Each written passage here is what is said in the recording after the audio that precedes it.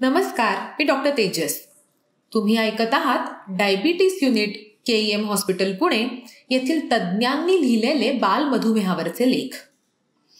आजचा लेख आहे बालमधुमेह किंवा टाईप 1 डायबिटीस म्हणजे काय या विषयावरती. चला तर ऐकूयात. डॉक्टर, एक विचारू का? चौथीत शिकणाऱ्या प्रियाच्या पोतडीत नेहमीच बरेच प्रश्न असायचे. जन्माला आल्यावर मला दात कसा होता? आवळा खाल्ल्यानंतर पाणी गोड का लागते? मग शुगर वाढेल का? पहाटेच्या झोपेला साखर झोप का म्हणतात? शुगर वाढते म्हणून की काय? या आणि अशा अनेक प्रश्नांना गोळा करून ती पारनेरहून पुण्याला डायबिटीसच्या ओपीडीत यायची. आमच्या हेडबाई मला म्हणाल्या की तू खूप गोड खाल्लेस, घरातला आहार घेतला नाहीस, व्यायाम केला नाहीस, म्हणूनच तुला डायबिटीस झाला. पण मी तर असं काहीच केलं नाही. मग हेडबाई मला असं का म्हणाल्या? मी पप्पांना घरी येऊन विचारलं तर पप्पा म्हणले डॉक्टरांना विचार. काय सांगू मॅडम, हिच्या हेडबाईंना नुकतेच मधुमेहाचे निदान झाले. त्यांना शहरातल्या डॉक्टरांनी ही कारणं सांगितली. हेडबाईंनी मला बोलवून घेतले होते, पण मलाही प्रियाच्या मधुमेहाची काही माहिती देता येईना बघा. प्रियाचे बाबा ओशाळून म्हणाले. थोड्याफार फरकानं हीच परिस्थिती आजूबाजूला दिसते. समाजात मोठ्या माणसांना होणारा मधुमेह आणि बालमधुमेह बऱ्याचदा एकाच मापाने तोलले जातात. खरं तर एकूण मधुमेहाच्या फक्त 5 ते 7% प्रमाण हे बालमधुमेहाचं म्हणजे टाईप 1 डायबिटीसचं असतं. उरलेल्या 90% लोकांना टाईप 2 डायबिटीस असतो. पण बालमधुमेहाची माहिती नसल्यामुळे बऱ्याचदा वेगवेगळ्या प्रतिक्रिया व्यक्त केल्या जातात. लहान मुलांना डायबिटीस झाला? कधी ऐकलंच नव्हतं. खाण्याच्या सवयी, fast food, cake, pastry, chocolates, हल्लीचे पालकच ह्याला जबाबदार आहेत. ह्याच्या घराण्यातच डायबिटीस असेल म्हणून ह्याला झाला. बिचारा, कसे काढणार आता आयुष्य? या आणि अशा अनेक मनाला यातना देणाऱ्या प्रतिक्रिया, वक्तव्य नातेवाईक, शाळेतील शिक्षक, ओळख असलेले नसलेले अशांकडून येत राहतात. कधी कधी तर कुठल्या तरी आईच्या अंतरंगात एक अपराधी भावना तयार होते. गरोदरपणात किंवा बाळाला वाढवताना आपलं काही चुकलं तर नाही ना? हे सगळं टाळता आलं असतं का? तुम्हाला याचं उत्तर हवं असेल तर तुम्हाला टाईप 1 डायबिटीसची शास्त्रीय माहिती असणं गरजेचं आहे.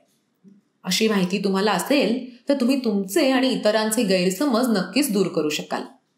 यामुळे शाळेत किंवा समाजामध्ये वावरताना तुम्हाला सहकार्य मिळण्याची शक्यता नक्कीच वाढेल आणि तुमचं मूल घराच्या बाहेर सुद्धा सुरक्षित राहील. चला समजून घेऊयात सोप्या भाषेत.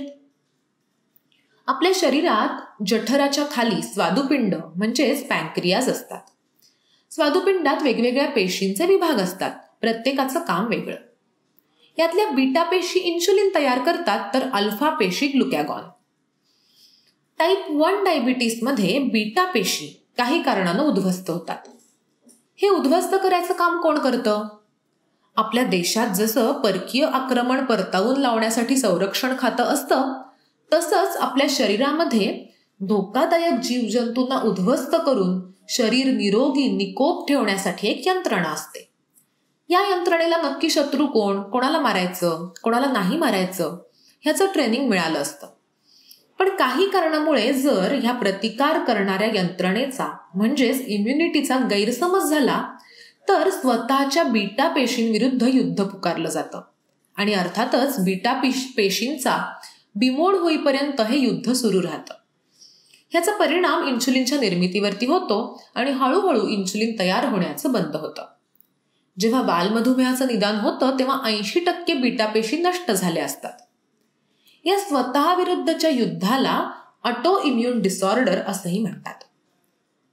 आपल्या शरीरातील ही महत्वाची यंत्रणा, पण ही बीटा पेशींच्या बाबतीत विध्वंसक होण्याचं कारण काय? प्रामाणिक उत्तर सांगायचं झालं तर अद्याप नक्की कारण समजलं नाही. जेव्हा कारण समजेल तेव्हा टाईप 1 डायबिटीस टाळता येईल. यासाठी जगभर संशोधन सुरू आहे.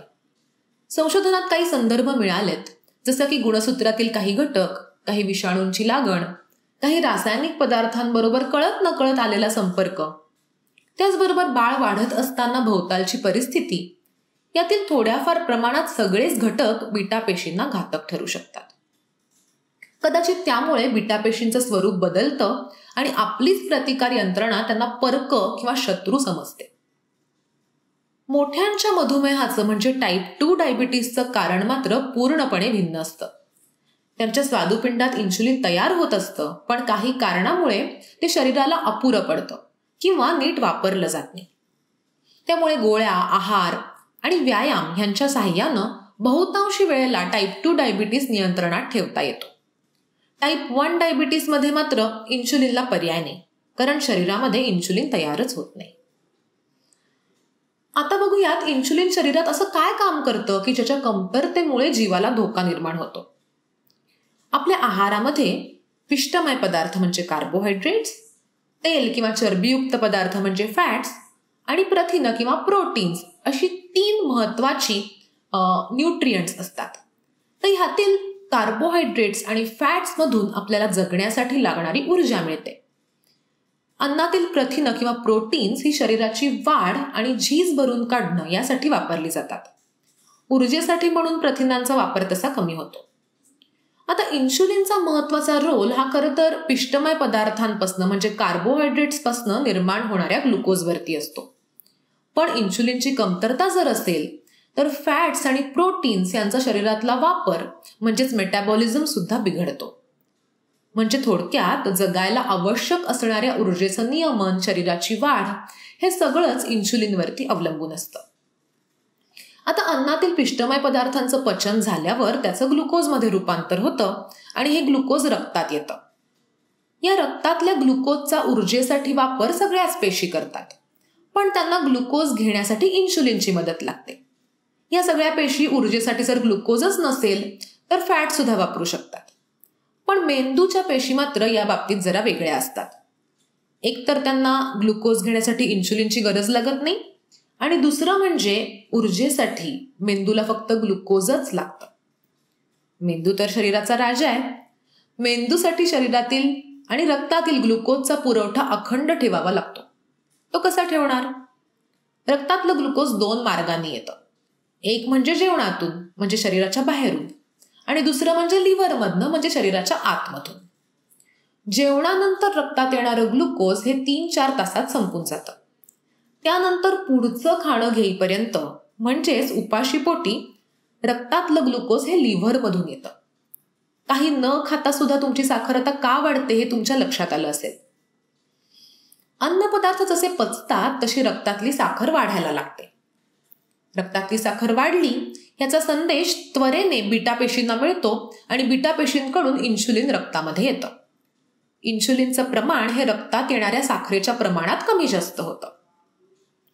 बीटा पेशीतनं येणारं इन्शुलिन सगळ्यात पहिल्यांदा लिव्हरला लाल सिग्नल दाखवतं, ज्यामुळे लिव्हरमधनं ग्लुकोज यायचं बंद होतं. इन्शुलिनच्या मदतीनं सगळ्या पेशी ग्लुकोज घेतात आणि कामासाठी ऊर्जा तयार करतात. जास्तीचं ग्लुकोज हे लिव्हर आणि स्नायूमध्ये ठेवण्याची किंवा साठवण्याची व्यवस्था केली जाते, जे ग्लायकोजेनच्या स्वरूपात साठवलं जातं. या सगळ्या प्रक्रियेत रक्तातली ग्लुकोजची पातळी 70 ते 140 mg/dl या दरम्यान राहते. खाल्ल्यानंतर 3-4 तासांनी पचन पूर्ण झाल्यानंतर रक्तात येणारी साखर कमी व्हायला लागते आणि त्याच प्रमाणात इन्शुलिनचं सुद्धा डोस किंवा इन्शुलिनचं सुद्धा प्रमाण कमी व्हायला लागतं. आता लिव्हरला दिलेला लाल सिग्नल हा हळूहळू हिरवा व्हायला लागतो. रक्तातील ग्लुकोजचं प्रमाण योग्य राहण्यासाठी लिव्हरमधनं साठवलेली साखर पुन्हा रक्तात यायला लागते. गरजेनुसार प्रथिनांपासून पण ग्लुकोज तयार होऊ लागतं. यासाठी अल्फा पेशीमधनं येणारं ग्लुकॅगॉन कारणीभूत ठरतं. टाईप 1 डायबिटीसमध्ये जेव्हा ग्लुकोज खूप कमी होतं म्हणजे हायपोग्लायसेमिया होतो आणि नेहमीच्या उपायांना दाद मिळत नाही, अशा वेळेला हे ग्लुकॅगॉनचंच इंजेक्शन दिलं जातं.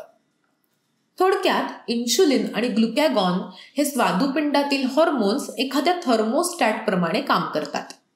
ग्लुकोज वाढू लागलं की इन्शुलिनचं प्रमाण वाढतं आणि ग्लुकोज कमी झालं की ग्लुकॅगॉनचं प्रमाण वाढतं. आता बालमधुमेहामध्ये काय होतं बघूयात. बालमधुमेहामध्ये इन्शुलिन तयारच होत नाही. तुम्ही जेव्हा जेवण करायला लागता तेव्हा इन्शुलिन येत नाही. लिव्हरला इन्शुलिनचा लाल सिग्नल मिळत नाही, त्यामुळे लिव्हरमधून रक्तात साखर येतच राहते. त्यातच भर म्हणजे जेवणानंतर रक्तातली ग्लुकोज सुद्धा वाढायला लागते. अर्थातच इन्शुलिन नसल्याने किंवा खूपच कमी प्रमाणात असल्याने रक्तातील ग्लुकोजचं प्रमाण 200 पेक्षा वाढायला लागतं. पण पेशी मात्र उपाशीच राहतात, कारण की इन्शुलिनच्या मदतीशिवाय त्यांना हे ग्लुकोज वापरणं शक्य होत नाही. रक्तातली जास्ती झालेली साखर ही मोठ्या प्रमाणात पाणी घेऊन लघवीत बाहेर पडते, त्यामुळे सतत लघवीला जायला लागते. शरीरातील पाणी सारखे जायला लागल्यामुळे सारखी तहान लागायला लागते. बऱ्याचदा घरच्यांचा गैरसमज होतो की पाणी जास्त पीत असल्यामुळे लघवी जास्ती होतीये. कधी कधी रात्री झोपेत सुद्धा गादी ओली केली जाते म्हणून रागावलंही जातं. जशा जशा बीटा पेशी नष्ट व्हायला लागतात तसं तसं रक्तातील ग्लुकोजचं प्रमाण हळूहळू वाढायला लागतं. पेशी ऊर्जेसाठी ग्लुकोज वापरू शकत नाहीत. मग त्याऐवजी आता शरीरातील चरबी, स्नायू वापरले जातात आणि वजन कमी व्हायला लागतं. मुलं अगदी बारीक दिसायला लागतात. याच सुमाराला जर बालमधुमेहाचं निदान झालं तर बाळाला दवाखान्यात दाखल न करता सुद्धा उपाययोजना करणे शक्य होते. पण दुर्दैवानं काही मुलांचं निदान ते गंभीर झाल्यानंतरच होतं. कुठलाही किरकोळ आजार किंवा कुठलाही किरकोळ ताण या कोलमडत असलेल्या शरीराच्या व्यवस्थेला शेवटचा धक्का देतो. शरीरातील ग्लुकोजचं प्रमाण वाढतं, अंगातील पाणी कमी होतं म्हणजेच डिहायड्रेशन होतं आणि फॅटमधून निर्माण झालेले कीटोन्स हे रक्तातील आम्लता वाढवतं. बऱ्याचदा बेशुद्धावस्थेत असलेल्या बाळाला अतिदक्षता विभागात दाखल करावं लागतं. इन्शुलिन आणि आधुनिक तंत्रज्ञान बऱ्याचदा बाळाला सहीसलामत बरं करतं. मूल वाचल्याचा आनंद एका बाजूला होत असतो तर दुसरीकडे डायबिटीसचे निदान ऐकून हबकून जायला होतं. पण त्याच वेळी इन्शुलिन सुरू केल्यानंतर मुलाची प्रगती ही मनाला उभारी देते. अशा वेळेला डायबिटीसची टीम तुम्हाला योग्य मार्गदर्शन करते आणि ह्या आजाराने बदलणाऱ्या जीवनशैलीचा स्वीकार करण्याची ताकद देते.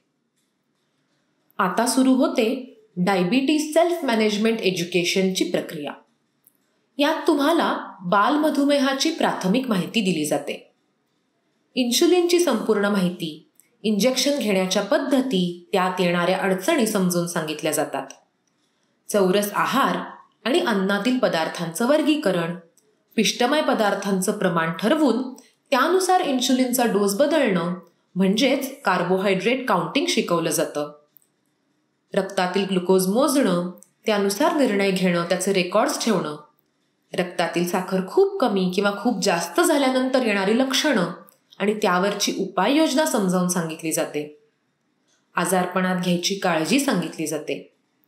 याचबरोबर व्यायाम आणि खेळाचं महत्त्व, त्यासाठी इन्शुलिन आणि आहारात करावे लागणारे बदल समजावले जातात. आणि सगळ्यात शेवटी पण सगळ्यात महत्त्वाचं म्हणजे डायबिटीस युनिट टीम मधल्या प्रशिक्षकांचे फोन नंबर दिले जातात, जेणेकरून तुम्ही अडचणीच्या वेळी त्यांना फोन करून त्यांची मदत घेऊ शकाल.